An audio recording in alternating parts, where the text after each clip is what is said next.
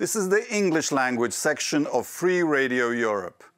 Welcome from the Parliament building of the European Parliament in Brussels. We are meeting on the day of the end of the heroic struggle for Azovstal and Mariupol during the war of invasion by Russia of Ukraine. And I have for you a very special guest, someone who knows a great deal about Soviet tactics and Western responses, a long-time commander of the Estonian Defense Force, General Riho Terras. Welcome to the show. Hello. You were also military attaché to Germany and Poland, but you started as a sailor in the Soviet Navy. It was a compulsory course when you lived there. So I'd like to start with that because I was astonished by the Russians losing their flagship, the Moskva, which entered service in the 1980s. So this must have been the kind of ship you served on? Well, it was a very similar one. Yes, I was one version smaller ship, but I've been to the analog ship Ustinov as it came to the Northern Fleet. I know, and as I saw it hit, I exactly knew where and what happened, because was one of my tasks, to go through all their storages and look whether the ammunition is in good shape or not. So I felt kind of personally the hit. And these 3 years of not voluntary service in the Soviet Navy, I've never forgotten them as well. So what did happen? I think one of the most important storages of the ammunition exploded, and that is sure. That's why it exploded. And the fire on the ship is the biggest disaster it can happen. But even people don't believe it, but that's how it is. But how did it manage to get hit? That is a question which is difficult to answer, because I know that this ship had, this type of ship has a very powerful air defense assets. So probably it was a very good tactics, deception, drones, and arrogance. I'd rather think it was just arrogance, not believing that that kind of thing can happen from Ukrainians towards the Russians. So they just, I think, were arrogant enough not to believe in it. I've heard a different theory, because we've all heard the rumor that it was a distraction by the drones and the sea skimming missiles of Ukrainian productions, the Neptunes. Yeah, but they knew, the Russians know these missiles, because there's actually a Russian product. Exactly. The hit was in the middle of the night, and the theory that I have heard argued for is that the ship, being produced in the 1980s, so designed in the 70s probably, had a perfectly good missile detection radar, but it was all done manually. It didn't have what we would in the West have these integrations place where all the information from the various sensors would gather and allow the captain to make an instant response. That it was a different soldier monitoring the radar, the normal radar, a different one for the sea skimming. And the crew had to be very well trained together and very alert. They would only have about 2 minutes to react to the incoming missile. If the crew were tired and bored by staring at the screen all day, and in the middle of the night, and were delayed even by 60 or 90 seconds, that was enough. Well, I'd rather think that they were prepared, and I'd rather think that the deception and all different things mattered together, because actually the ship crews, as I was on the ship, were very well trained, and the information system has got an uplift. So it's not the systems of the 80s. It has had an upgrade. So I'd rather believe that there was different things played together, and the main thing is they were just not expecting it. So probably they thought they were maybe out of range. Yes, exactly. But why was the ship alone? I mean, these capital ships usually go in a fleet, yeah? Yeah, but I think this ship was, role of the ship was to build an air defense bubble over the ship group in the area, and that distances should not be very close to each other because they are then very easier to target. So I guess it did its job as a air defense vessel for the whole group and didn't manage. So anyway, I am happy about it. So. Before you were elected as an MEP, you were the chief of the Estonian Defence Force for 2011 to 2018. I imagine your entire job was following the Russian military because Estonia doesn't have any conceivable threat, right? As a professional, you must be astonished by the performance of the Russian army. Well, it's everybody is. I have seen. I've seen it actually first time in the second or the first Chechen war, where the Russians did not do very well. I wrote my MA on Russian military doctrine in the light of Chechen war, and then I pointed out that actually doctrine is one thing, but if you don't have forces to do it, is another thing. They lost the first Chechen war. The second one was just pushing lots of people and material. And raising Grozny yes, to the ground. but still not really tactically very convincing and not technologically very convincing. We saw the same in Georgia. Georgia did not have an armed forces in as we understand it, because they have been pushed to create expeditionary forces. And their best brigade was in Iraq. And the brigade was in Iraq, so they didn't have. And even then, they were able to deal with this. So Russians were not for very long. No, yeah, but that showed that the Russians were not very good even in there. And now the Ukrainians, 2014, as soon as they really started to organize themselves well, surprisingly to the Russians, they were able to stop the Russians on Donetsk. So again, Russian armed forces were good to move, very good to deploy, but in the military tactics, very bad. And that is happening right now as well. The problem with the Russians is there is always much more. So it's always 1 to 10. Every given time, for the Ukrainians, even today, you see that the ratio is 1 to 10. So it is very difficult. Oh, is it? Let's pause here, because the Polish generals that I spoke to before the invasion were all telling me Putin can't invade. He doesn't have enough forces. He actually, the land component of his invasion force was smaller than the standing Ukrainian army, let alone Ukrainian army after mobilization. They didn't have a 1-to-1, let alone a 3-to-1 advantage. Yeah, well, if you think about the Russian army against Ukrainian army, but you have to understand that every army has a certain portion which is their operational force, and then you have the logistics and the support and all this.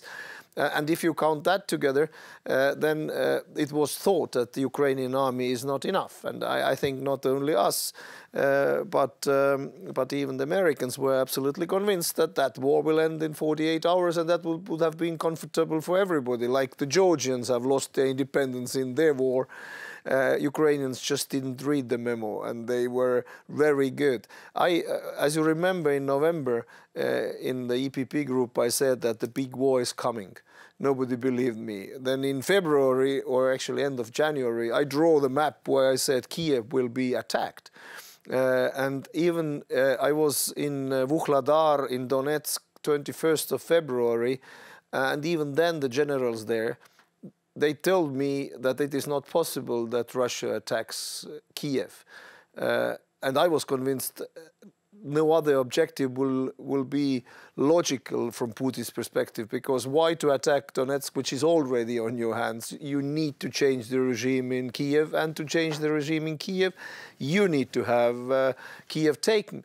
What other thing which happened and why they withdraw from north and from Kiev, on my opinion, is that in all Zapad exercises, they always exercised together with Belarusians.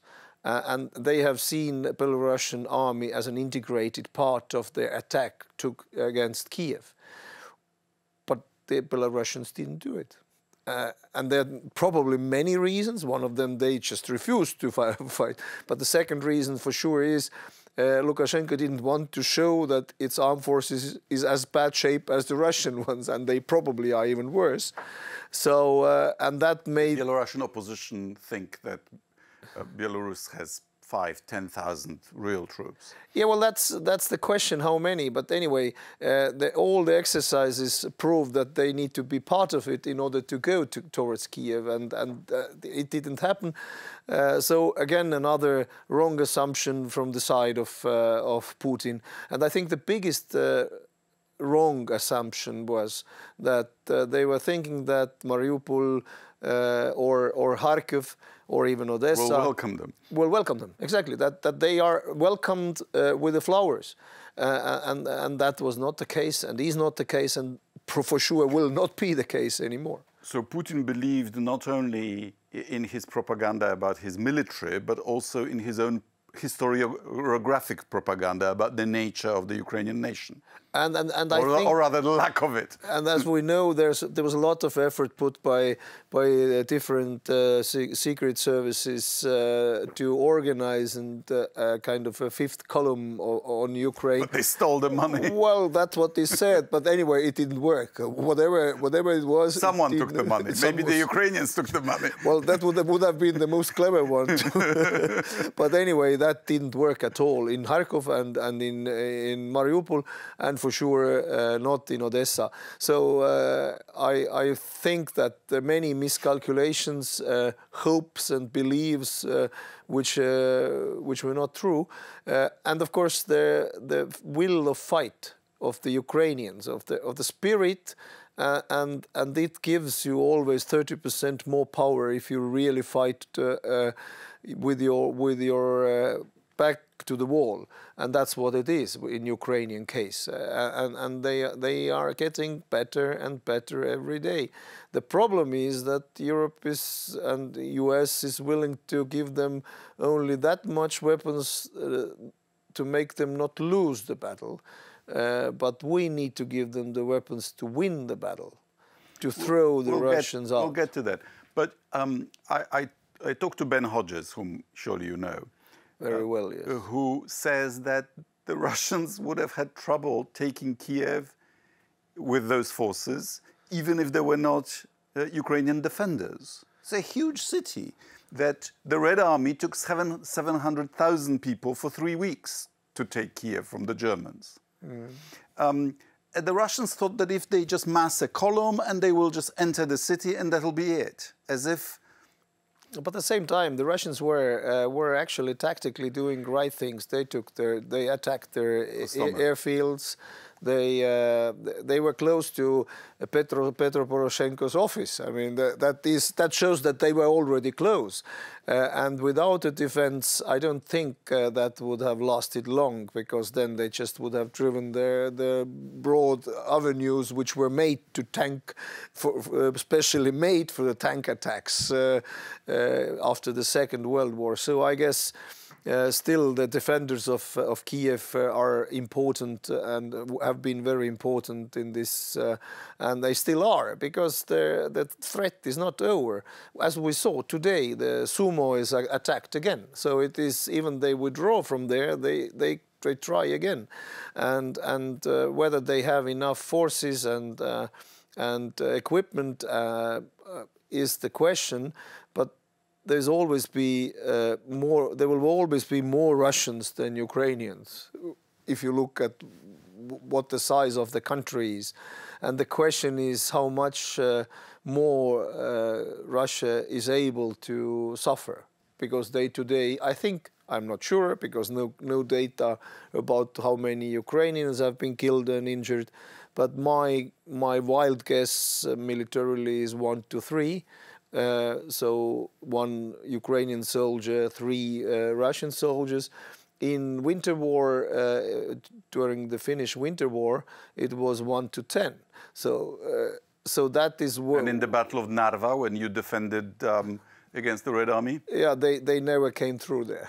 they never came through there. So that is, if you are really defending your homeland, you have an advantage, but you need weaponry, and it's not enough to send 7 howitzers. You have to put a 0 on every number from European perspective. Yeah, but to give credit to the Americans and the British and others, Ukrainians now have more than 1 effective anti-tank weapon against every Russian tank. Well, to give credit, Estonia was the first one to deliver javelins in the big numbers already in November. And we have given them howitzers, and we give them 155 howitzers now. And why we are able to do it? Because we have invested in our stocks. So we had them available. Not Germany that much. I mean, the stocks of equipment and especially ammunition on other European countries did not enable them to send ammunition. Yeah, but they don't need it because we are the tank mine. Yeah. Yes, exactly. And Poland has invested significantly in defense, and I think I have always seen Poland as a crucial country in the region, as a leading country, and I know that the relationship between Estonia and the Polish military during my time and after, your commander of defense forces, the current one, Andrzejczyk, was my course mate in Royal College of Defense Studies. We studied together. They are very good friends with my successor. And they both understand that that's not about Estonia, Latvia, Lithuania or Poland. It is about the whole theater of operations. And if something happens in Suwałki, then we do it together in Suwałki. And if something happens in Narva, then we do it together in Narva. And that is the message we need from Madrid. And that is, I think, the most important for NATO, from NATO's perspective. What happens in Madrid? What are the decisions made there? Of course, it doesn't help that much Ukraine, but Ukrainians are helping us right now to make right decisions about NATO. But we need to make sure that Ukrainians get the weapons and their invitation to be a candidate country to European Union. They need that. They really do. The last NATO ministerial announced that the aim of the war is not just for the conflict to be frozen, but for the invader to be pushed out beyond the international border. Mm-hmm. But as you were saying, we don't know whether the Ukrainians will have enough forces for that, because if the Russians go into the defense, then of course it's much harder, and the Russians have captured some territory. And the Russians are about to dig in. They're right now already digging in, and especially in the southern areas. Of course, Donetsk anyway. But Kherson is bad because it's on the western side of the Dnieper. Huh? Yeah, Kherson is bad. Everything which blocks Ukraine from the sea, Azov Sea, whatever, it is bad. And the Mariupol, of course, is a key area. The Melitopol is a key area. These are the places, and of course the rhetoric is there. And I think I quoted Churchill, and he needs to be quoted here. We don't need peace, we need victory. But the point is whether the deeds and the words are fitting. And if you say we need to do everything, but at the same time send 7 howitzers and not 70, that is not serious. I mean, and in order to take back territory, Ukraine needs offensive weapons, which means main battle tanks, which means... Polish ones have already made that. Yeah, but the numbers still need 1-0. I'm not sure we have that many. No, but not only Poles. Sure. I think the Germans have still Marders in stock, so all the armored vehicles in order to... And, of course, Air Force. and MLRS, which is a multi-launch rocket systems, which are crucial to take territory back. And if we are not able to do it, then this will be a frozen conflict. It will be hot frozen, then the frozen conflict. None of the Minsk 3, 4, or 5 will solve that problem for us. So they have to be pushed out. And already talks from Macron and others about should we find the way to the peace is a sign which I don't like at all. I mean, the rhetoric is already bad. We need to deliver weapons as much as we can to make sure that Ukraine is able to take back territories. And Putin can always explain to his people that whatever happens is a victory.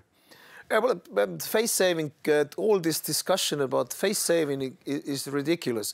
He's not able to save his face against European leaders. That will not happen. But for his own country, he just goes to the TV and said, victory is there. Ukraine continues to be neutral. I've won. Everybody will believe in whatever he says. And next morning, if he's taken away and the other one will be put there, everybody will believe what this man says. That's how the Russians do. On the realist so-called theory that it was NATO that forced Putin to invade, Putin should now be invading Finland and Sweden. Well, well, that would be a big problem because Finland is one of the most strongest, say, countries militarily in Europe, for sure, in the eastern part of Europe, and all the talks between Niinistö and Putin has shown that even Niinistö has understood that probably is not there. No, I think it's the Finns who are the realists, that the Russians will not have the forces to invade them, and if they get in now, it'll be without consequences for them. And I will be a strong supporter of this enlargement because, quite frankly, I'd prefer to have the Finns and the Swedes next to me in the trench. Yeah, and than some others. That will help the Swedes. I mean, the Finns have always been very strong.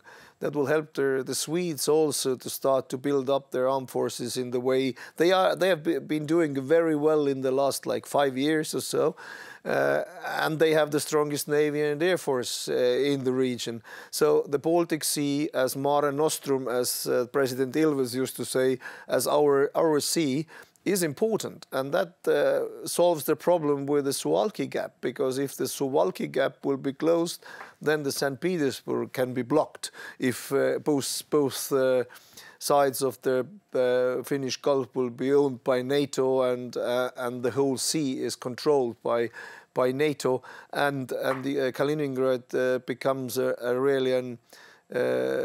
really a challenge for Russia, because it will be an exclave not to be defended.